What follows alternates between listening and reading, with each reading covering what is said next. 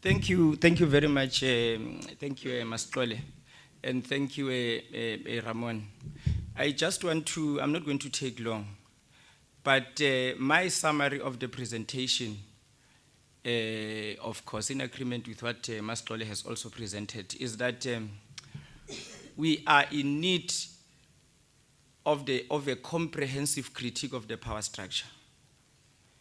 And this comprehensive critique of the power structure basically says to us, we must not view things in isolation.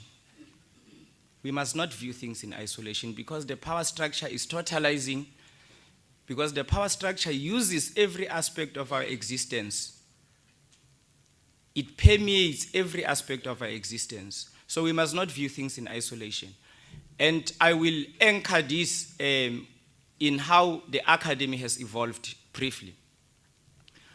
You know, the very white males we are taught about in universities, crippled not with 1, 2, 3 items. If you take Descartes, he grappled with a lot of things: politics, ethics, governance. But in the evolution of the academy, there was a time when these disciplines were separated. And when that separation happened, that is where the problem started.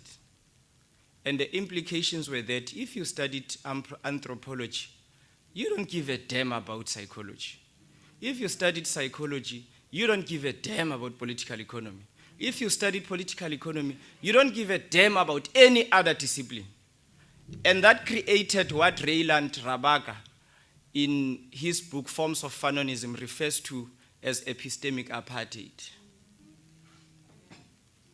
And this epistemic apartheid has political implications.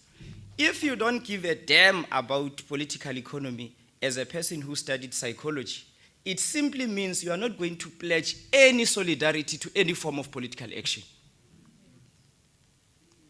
So how we understand social reality and how we produce knowledge has far-reaching implications on how we organize ourselves politically, even in our anti-imperialist outlook. But here is the other contradiction. The lack of this comprehensive critique of the power structure, what it does, it creates a situation where you have a person who believes in socialism, but who is racist. So how then do you reconcile this dynamic? Even as we speak now, we must not fear saying these things. There are people who claim to be anti-imperialist, who are pro-socialism, but are silent when it comes to the genocide of the Palestinian people. You know, I forgot the name. There is an institute there in Germany. Exactly.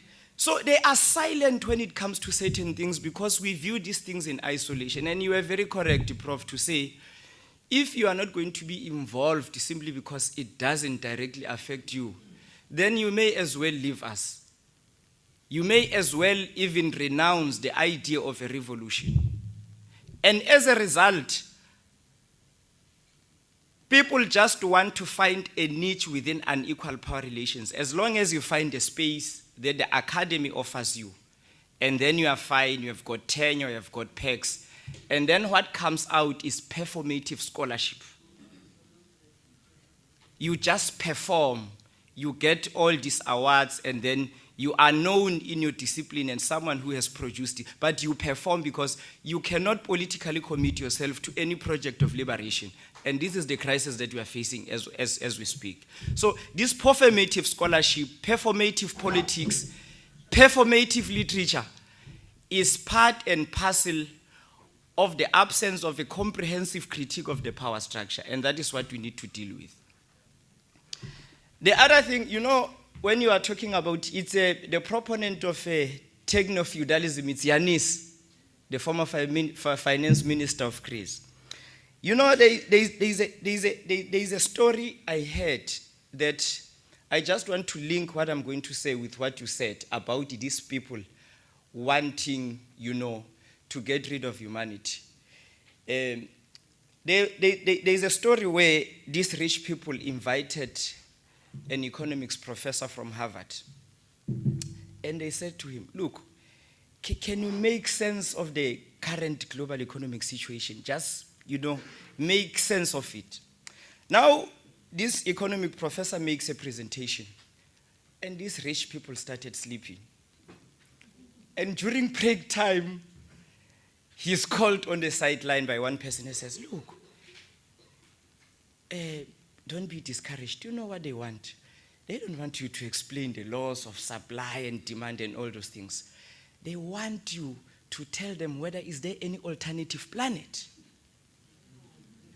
And that is the logic of your Elon Musk space. So that is basically, if the only problem they have is that they cannot use their economic power to bargain with God to defeat death. That is the only problem they have. So according to them, they can't understand the reality where they will have to face the similar fate of death with people who are poor, who don't have money. So if they have the financial means to say, God, just grant us mercy, we don't want to suffer the same fate with these people, they were going to go away with it. So the idea of going to space, and recently 2 years or a year back, others, went underneath the sea. They died. So this is the level of madness that has run into their heads. So the idea of space, it's not innocent. It's a serious political and ontological project because they are exploring, they have destroyed the planet. So they want somewhere where they can be able to live and leave all of us to perish and fight amongst ourselves and do all these things. So that is the logic. So they can say adventure and all those things.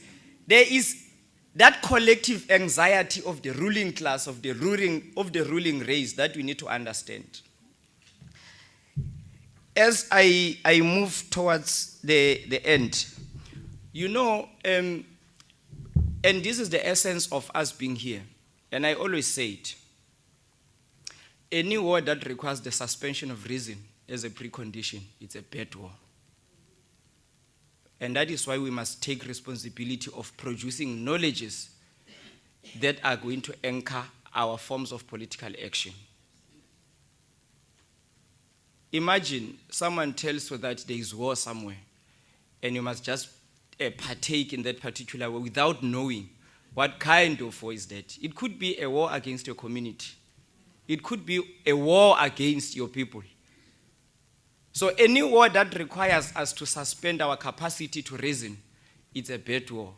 But the question is, how then do we take responsibility of that particular form of reason that is emancipatory, that is liberatory? It is by being here and producing this kind of knowledge that we are here to embalm. But most importantly, we must take political responsibility, Toban. And you are correct, Prof. If our work is not going to be anti-imperialist, if we are not going to assume any political responsibility, we may as well come, the next generation is going to look at us as people who just produce wonderful ideas without the political commitment to take. And I want to make an example as I conclude. There was a time when in Nigeria produced so many thinkers, especially writers. At a time when Nigeria was producing so many writers, Nigeria was undergoing a serious political crisis. And I think there was a civil war. Jumbo Africa.